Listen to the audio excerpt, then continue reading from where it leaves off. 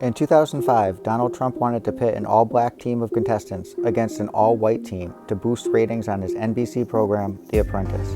Mr. Trump said it would be 9 blacks against 9 whites, all highly educated, smart, strong, beautiful people. It would be handled very beautifully by me because, as you know, I'm very diplomatic. NBC executives ultimately rejected the black versus white concept, with one saying, "I don't think so." In August 2006, Mark Burnett was accused of exploiting racial tensions in America with an offensive and cheap series of Survivor, in which the teams are separated according to ethnic background. 4 teams, or tribes as they are known on the show, of 5 members will be made up of blacks, Asian Americans, Hispanics, and whites. They will compete in weekly challenges against each other, and the losing group will have to vote out a member of its own team. Mark Burnett, the series producer, said in a telephone interview yesterday that the decision to organize the teams by race was made in group discussions with CBS executives and was in no way intended to promote racial divisiveness. Mr. Burnett said, "In America today, I really don't believe there are many people who hate each other because of their race. But even though people may work together, they do tend in their private lives to divide along social and ethnic lines."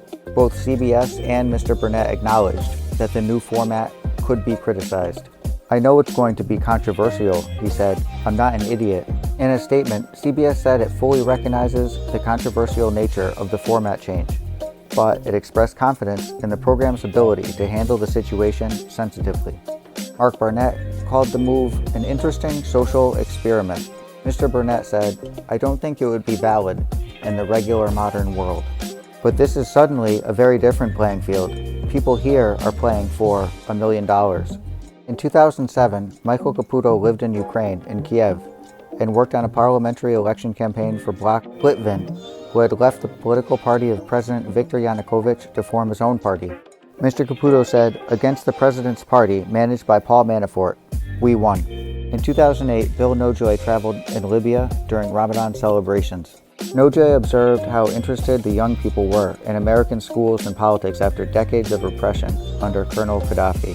Their unrest later gave rise to the so-called Arab Spring. In 2008, Donald Trump Jr. said, "Russians make up a pretty disproportionate cross-section of a lot of our assets." In 2010, Bill Nojoy went back to Ukraine for the presidential elections, where he monitored elections in Uzhgorod, which is north of Transylvania, near the Carpathian Mountains. In 2010, the private wealth division of Deutsche Bank loaned Mr. Trump hundreds of millions of dollars during the same period it was laundering billions in Russian money.